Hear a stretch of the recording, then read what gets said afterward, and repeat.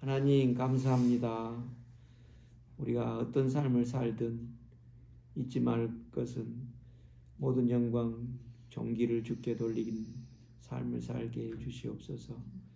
하나님, 이 시간 또 말씀을 듣습니다. 주의 말씀을 풀어주시고 이해하게 하시고 또 삶으로 드러낼 수 있도록 주님이 지혜를 주시기를 기도합니다.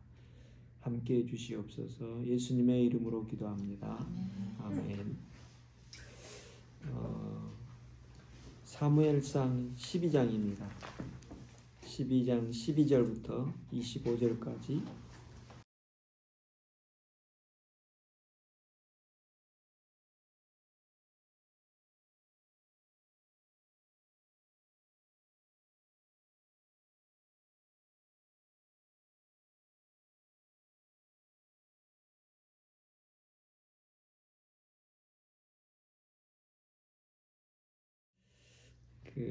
사무엘의 마지막 설교 같습니다. 마지막 설교. 오늘 본문 말씀에서 저는 마음에 깊이 감동이 됐던 말씀은 사무엘이 20절 말씀. 사무엘이 백성에게 이르되 두려워 말라. 너희가 과연 이 모든 일을 행하였으나 여호와를 좇는데 대해서 돌이키지 말고 오직 여호와의 마음을 다하여 여호와를 섬기라.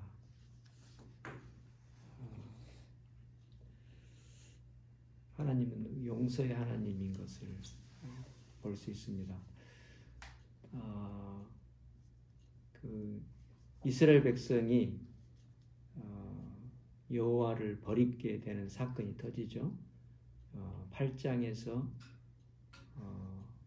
왕을 세워달라고 이스라엘 백성이 찾아와서 요구를 하죠. 이 사건은 어떻게 보면 세속화를 일으키는 사건이었고, 세속화는 결국은 하나님의 방식과 하나님의 뜻을 의지하는 것이 아니라 세상의 방식과 세상의 힘을 의지하고 섬기는, 그걸 따르려는 요구죠.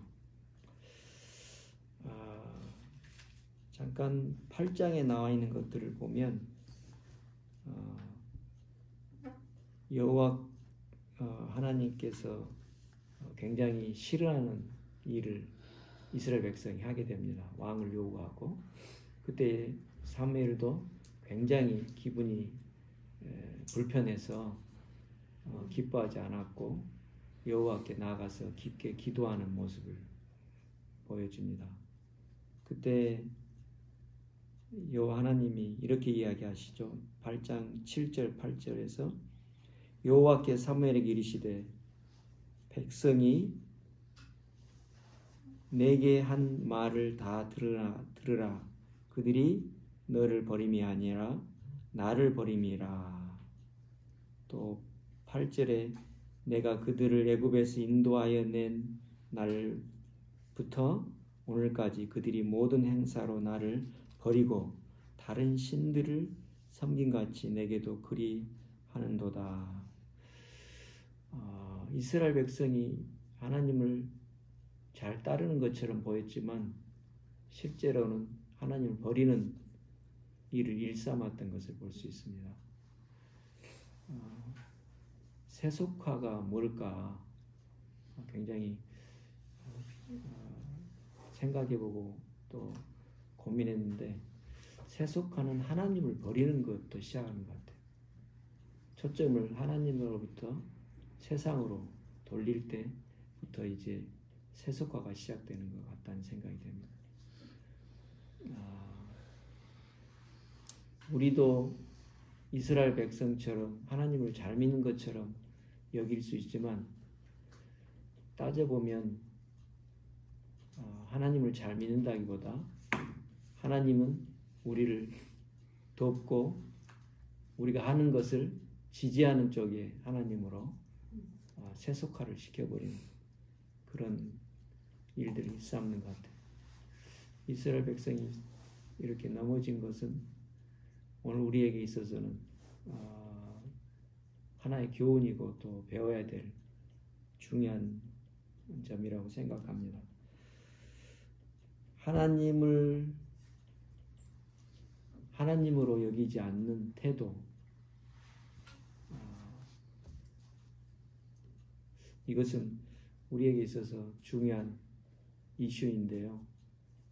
한 주간 돌아볼 때 또 앞으로 한 주간을 살아갈 때 중요한 점이라고 생각하는데, 어쨌든 하나님을 버리는 초점을 하나님께로부터 세상으로 향하는 그런 것을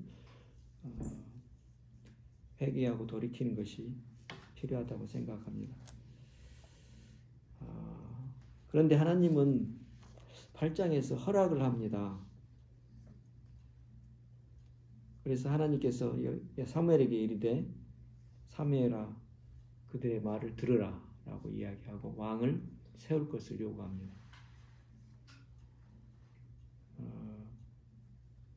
그렇지만 왕 제도가 주는 악함과 하나님을 의지하지 않는 것들에 대해서, 또 왕이 백성들을 짓누르고 위협을 가할 수 있다는 것에 대해서 충분히 설명하지만 이스라엘 백성 듣지 않습니다. 보이지 않는 하나님보다 보이는 왕이 훨씬 더 중요하기 때문에 그렇습니다. 혹시 우리 안에도 보이는 두려움보다 보이지 않는 하나님을 경외하는 것이 더 어렵게 만드는 일이 있는가 돌아볼 수 있으면 좋겠어요.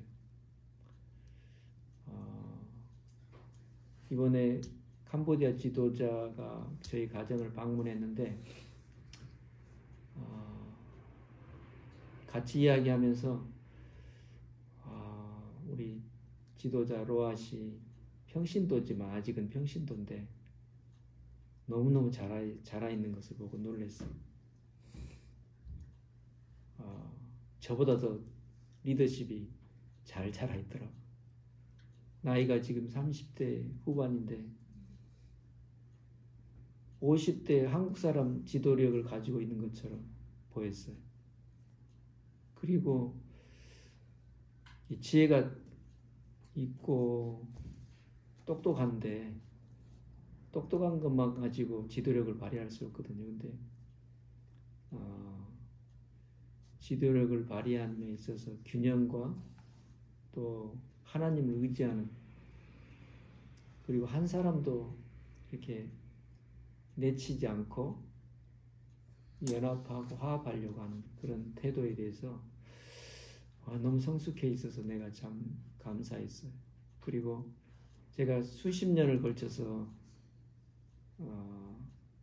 그 예수마을교회 방향성과 또 미션, 비전 스테이트먼트를 중심으로 세워놨던 것들을 그대로 이어받고 또 그것을 가지고 적용해가는 것을 보면서 여전히 그 마음 가운데 200개 교회를 개척해내겠다. 그리고 이제 다른 지도자를 세웠는데, 제가 원하지 않았는데 다른 지도자를 세웠는데 그 친구가 있는 동안 모든 걸 닫은 거예요.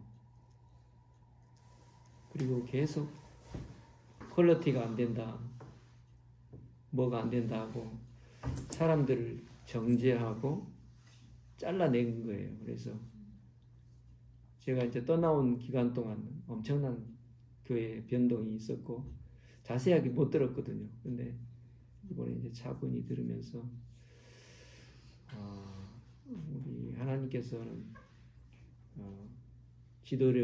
지도자를 세울 때 분명한 뜻이 있고 또 하나님의 편에서 합당한 자를 세우는구나 하는 것을 깨달았어요.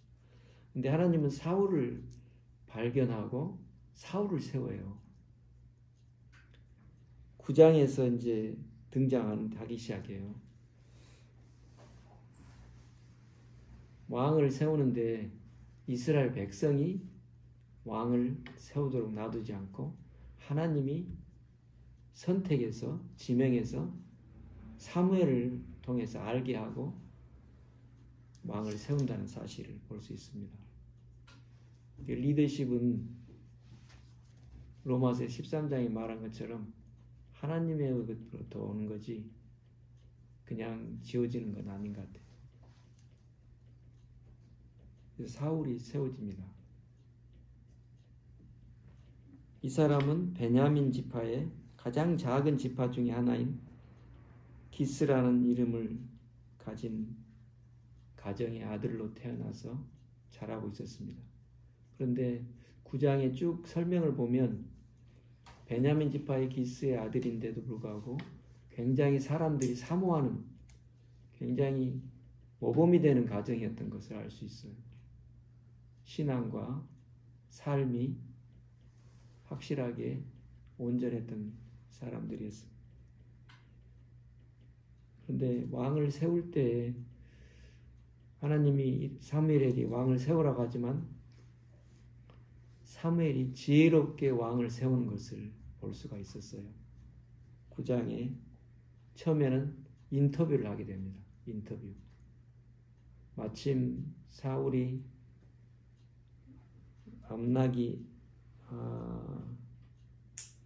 암나기들을 잃어버리고 되고 찾는데 3일 동안 찾지를 못해요. 그때 이제 사환이 그렇게 이야기하죠. 집으로 돌아가자고 그러니까 9장 6절에 대답하되 보소서 이 성에 하나님의 사람이 있는데 존중이 여김을 받는 사람이라 그가 말한 것은 반드시 다 응하나니 그리로 가사이다. 그가 혹 우리의 갈 길을 가르칠까 하나이다. 사환의 제안으로 인해서 사무엘에게 인도받는 사건이 발생합니다. 그런데 하나님은 사무엘을 통해서 사무엘은 이미 벌써 하나님으로부터 정보를 알고 있었고 이 사람을 대접하는 큰 잔치를 벌이고 따로 만나서 기름을 붓습니다. 왕으로 탄생한 거죠. 그런데 아무도 모르게 합니다. 당시에도 굉장히 경쟁이 있었을 거고 만약에 사무엘 혼자 단독적으로 왕을 세워놓으면 문제가 발생할 것이 뻔합니다. 그래서 왕을 일단 기름 붓게 하신 하나님께서 사무엘에게 지혜를 주셔서 미스바에 모이게 하고 미스바에서 제비뽑기를 합니다. 그리고 베냐민 지파가 당선되고 그 다음에 기스의 아들 사울이 뽑힙니다. 사람들은 사울이 누군지도 모르고 숨어 있었기 때문에 또 알지도 못했습니다. 그런데 백성들은 그렇게 뽑힌 사울을 왕으로 인정합니다. 그런데 인정받기까지 시간이 필요합니다. 11장에 암몬이 쳐들어와서 암몬 사람들이 야베스족을 몰살하려고 할 때 사울이 그 지도력을 발휘하기 시작하죠. 그래서 이 사건으로 인해서 리더십이 갖춰지는 중요한 자리에 인정을 받게 됩니다. 그리고 왕으로 등극하는데 어떤 사람들은 사울을 인정하지 않았고 비난했어요. 그가 아무것도 없었는데 어떻게 왕이 될 수 있느냐고 했는데 암몬을 이기고 또 이스라엘 백성을 하나로 뭉치게 할 때 그 따르던 사람들이 반대했던 파들을 제거해야 된다고 이야기하는데 사울은 그럴 수 없고 그냥 다 인정하고 받아줍니다. 우리 예수마을교회 지도자 로아시 반기를 들었던 친구들이 있었어요. 그 전에 지도자가. 근데 다 받아들였더라고. 그래서 제가 그랬어요. 파트너십을 할 수 있으려면 동의가 필요하고 또 같은 뜻이 필요한데 잘 생각해 보라고. 근데 어쨌든 그 지도자는 마음을 가지고 받아들일 생각을 하고 있는 것 같아요.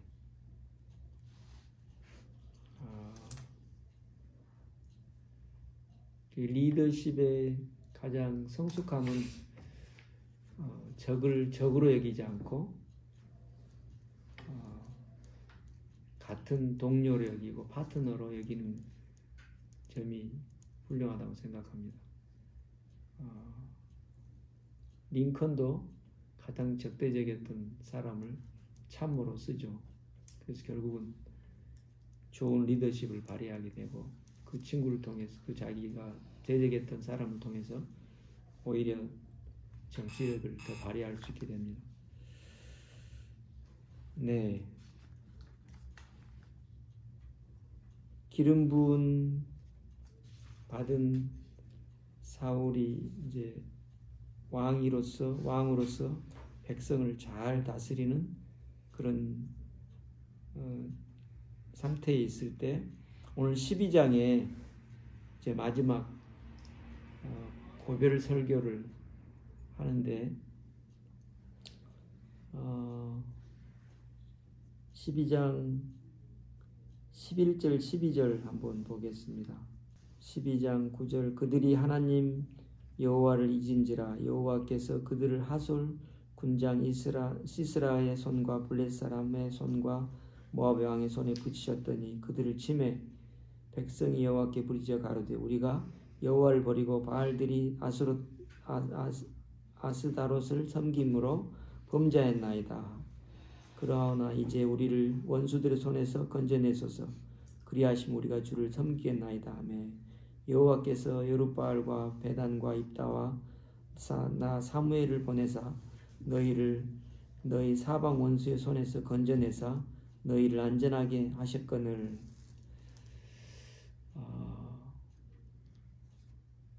이스라엘 백성이 여호와께 아뢰를 때 여호와 하나님이 이스라엘을 지키시고 보호했던 것을 볼 수가 있습니다.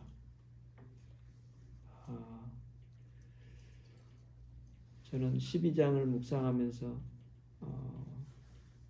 우리가 기도해야 될 영역이 있을 때 사람의 힘이나 또 돈을 의지하지 않고 여호와께 나가서 기도하는 것이 중요하다고 생각합니다. 여호와께서 들으시기 때문에 그렇습니다. 개인적인 문제도 마찬가지입니다. 저희가 좀 일어서려고 하니까 사단도 일어서서 대적하는 것 같아요. 청년 단기 선교팀을 꾸리고 준비하려고 하니까 그 다음날 우리 장관사님이 사건이 터지고 다치고 지금 실제적으로 많은 일을 해야 되는데 지금 일을 못하는 상황으로 가고 있는데 우리가 기도를 많이 하겠구나라는 생각이 들었어요. 기도를 함으로 이길 수 있으면 좋겠습니다.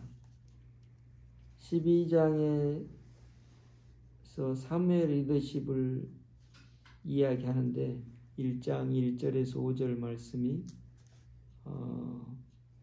사무엘의 리더십이 청렴결백하고 흠잡을 데가 없는 리더십이었다라는 것을 이야기합니다. 자기 스스로 이렇게 이야기할 수 있다는 건 정말 깨끗한 리더십이라는 걸 알 수 있어요. 저는 그렇게 말할 수가 없는 모습인데 사무엘 선지자가 내가 어려서부터 오늘날까지 너희 앞에 출입하였거니와 내가 여기 있나니 여호와 앞과 기름 부음 받은 자 앞에서 내게 대하여 증거하라. 내가 네 소를 취하였느냐? 네 나귀를 취하였느냐? 누구를 속였느냐? 누구를 압제하였느냐? 내 눈을 흐리게 하는 뇌물을 네 손에서 취하였느냐? 그리하였으면 내가 그것을 너희에게 갚으리라. 어쨌든 리더십이 깨끗하게 산다는 건 너무 중요한 영역이라고 생각합니다. 저도 그런 점에 대해서 깨끗하도록 노력해야 되겠는데 실수가 없도록 도와주십시오. 22절부터 25절까지 한번 같이 읽고 마치겠습니다. 사무엘 선지자의 어떻게 보면 명령 같기도 하고 요청 같기도 합니다. 22절부터 여호와께서 너희가 자기 백성을 삼으신 것을 기뻐하시는 고로 여호와께서는 그의 크신 이름을 위해서라도 자기 백성을 버리지 아니하실 것이요 나는 너희를 위하여 기도하기를 쉬는 죄를 여호와 앞에 결단코 범하지 아니하고 선하고 옳은 길을 너희에게 가르칠 것인즉 너희는 여호와께서 너희를 위하여 행하신 그 큰 일을 생각하여 오직 그를 경외하며 너희의 마음을 다하여 진실이 섬기라. 만일 너희가 여전히 악을 행하면 너희와 너희 왕이 다 멸망하리라. 네, 백성을 삼으신 것을 기뻐하신 하나님에 대한 이야기를 해줍니다. 이제 주님 우리가 믿고 의지한데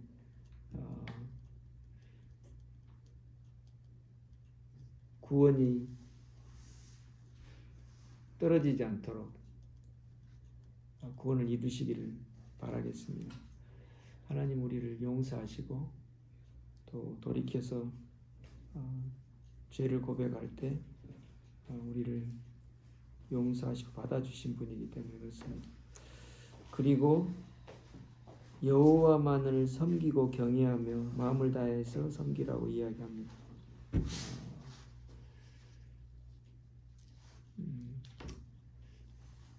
요즘 같으면 이런 생각이 들어요. 내가 끝까지 믿음을 유지할 수 있을까라는 생각이 가끔 들어요. 왜냐하면 자기도 모르는 사이에 세상에 사로잡혀서 하나님 부인할 수 있겠다는 생각이 들었어요. 우리가 굳게 잡는 믿음 놓치지 않기를 바라겠습니다. 잠깐 기도하고 나누도록 하겠는데, 하나님 사무엘처럼 흠이 없이 섬길 수 있는 믿음을 주시고 이스라엘 백성에게 요청한 것처럼 여호와만을 경외하고 섬기는 온전히 섬기는 자가 되게 하시고 또 사무엘이 고백한 것처럼 기도를 쉬는 죄를 범치 아니하고 기도를 쉬지 않게 해주시옵소서. 예수님의 이름으로 기도합니다.